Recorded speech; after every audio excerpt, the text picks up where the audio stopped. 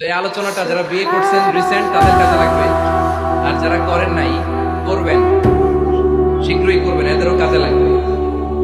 আর যারা মুরব্বী অনেক অভিজ্ঞতা ওনাদেরও কাজে লাগবে, ওনারা এটা শুনে নাতি নাতনিদের শোনাতে পারবে, ঠিক কিনা? তাহলে কারোরই লস নেই। বিষয় কি কথা বলেন, দম্পতি বুঝেন বুঝেন, স্বামী আর স্ত্রী বানায় যে জন স্ত্রী, সে বড় আজব কারিগর, মনরে সে বড় কঠিন কারিগর, ঠিক কিনা? প্রথম দম্পতি হচ্ছে সাইয়েদনা আদম আলাইহিস সালাম আর হাওয়া আলাইহিস সালাম। পৃথিবীর প্রথম স্বামী আদম আলাইহিস সালাম, প্রথম স্ত্রী হাওয়া আলাইহিস সালাম। ওয়া কুলনা ইয়া আদম উসকুন আনতা ওয়া যাওজুকাল জান্নাহ। আল্লাহ বলেন, আদম তুমি আর তোমার জোড়া বা তোমার স্ত্রী দুজনে মিলে জান্নাতে থাকো। তাহলে ওনারা ছিলেন স্বামী আর স্ত্রী, ঠিক কিনা? তাহলে এই দাম্পত্য সম্পর্কটা এটা জান্নাতি সম্পর্ক। কি সম্পর্ক? উত্তর দিতে হবে। দৌলতপুরের ভাইরা রাগ করছেন আমার সাথে? শীত লাগতেছে?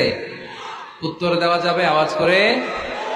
হ্যাঁ, আওয়াজ করে উত্তর দিবেন, মুখে তালা মেরে বসে থাকা যাবে না। তাহলে পৃথিবীর প্রথম স্বামীর নাম কি? আদম আলাইহিস সালাম। পৃথিবীর প্রথম স্ত্রী হাওয়া আলাইহিস সালাম।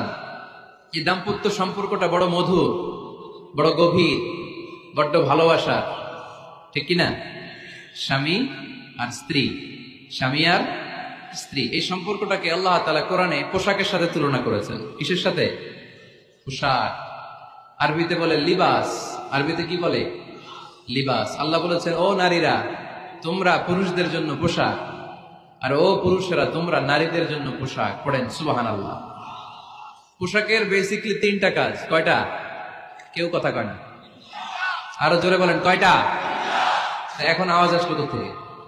আওয়াজ করে উত্তর দিবেন, চিল্লায় বলেন পোশাকের কাজ কয়টা?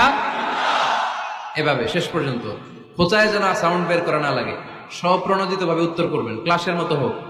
তিনটা কাজ। এক নম্বর কাজ হচ্ছে পোশাক ইজ্জতের আবরু, লজ্জাস্থান ঢেকে রাখে, ঠিক কিনা? আমাদের লজ্জাস্থান ঢেকে রেখেছে আমাদের পোশাক। ঠিক তেমনি স্বামী তার স্ত্রীর ইজ্জত হেফাজত করে।